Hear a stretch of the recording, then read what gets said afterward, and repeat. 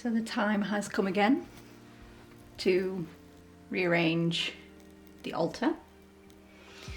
So we're moving from our Yule season into our Imbolc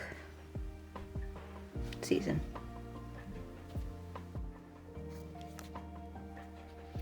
So we're going to get rid of all the red and we're going to start bringing in some more of the white. We are still in the dark half of the year. So many misconceptions is that the Imbolc represents the beginning of the new year. Depends on who you ask. For me, the new year begins at Yule rather than Imbolc. This is essentially where we begin to notice a lot of new shoots begin to rise from the soil. This is also where we begin to actively notice the days getting longer, but we're still in the dark half of the year.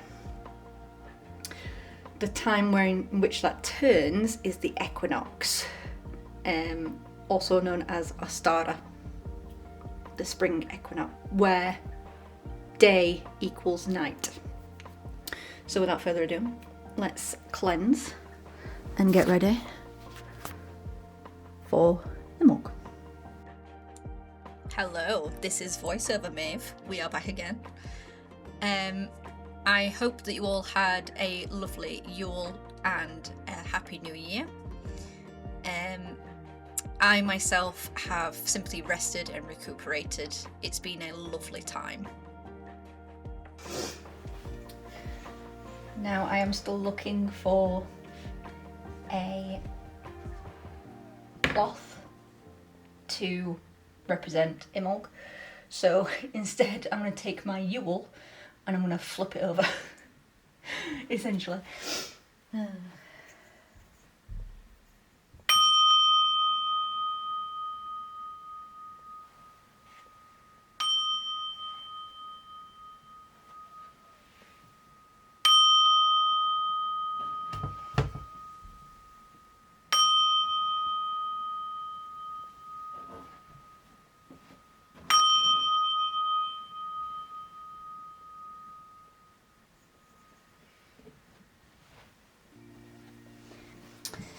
So instead of it facing this way, it's going to face this way. So it's a bit more muted.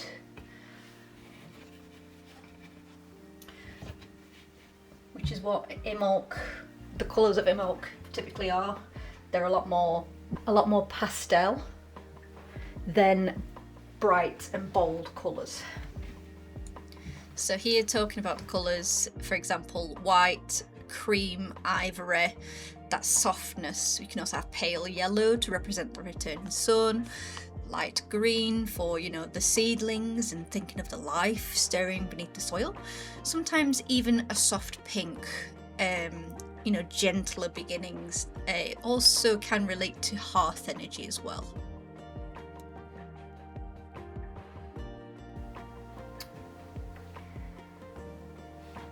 I'm not going to have them dangling because then the catties will have them, so we'll flip it.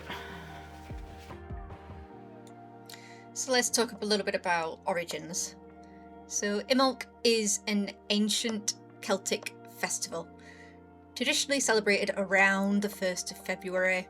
Yes, I know the Gregorian calendar would have changed things, I am aware. But the name Imbolc is often linked with the old Irish word for milk or nourishment.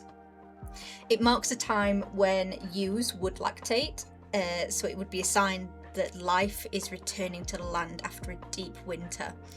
This is where the first flowers would come out as well, so this is why often snowdrops are associated with Imbolc. So in agricultural terms, this is where the season of lambing of fresh milk is beginning to return.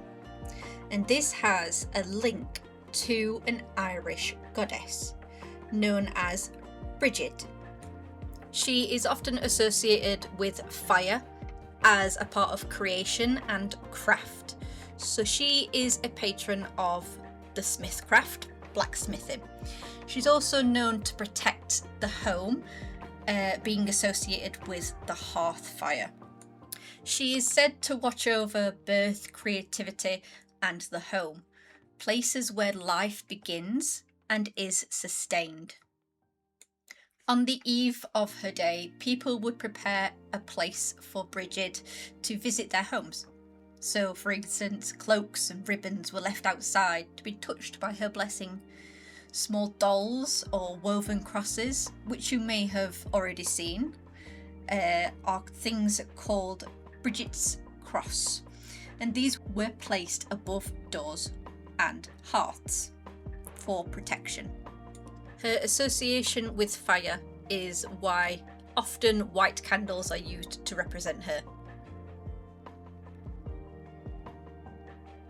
And the final piece is this little skull, love quartz, and I think that's going to go right there. There we are.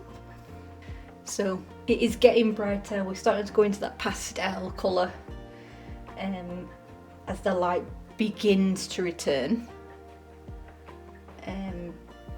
A lot of the same stuff. I don't really have much for Imbolc, to be honest, other than the candle wrap,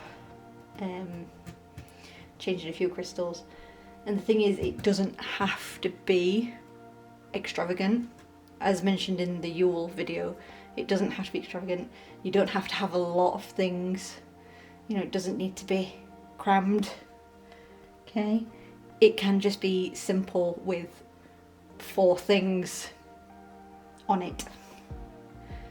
It's your own way of celebrating, I suppose. It's also the full moon tonight, so I'm going to do my first money spell of the year, and hopefully that will see us through to Ostara, Easter. But yeah, this is my altar.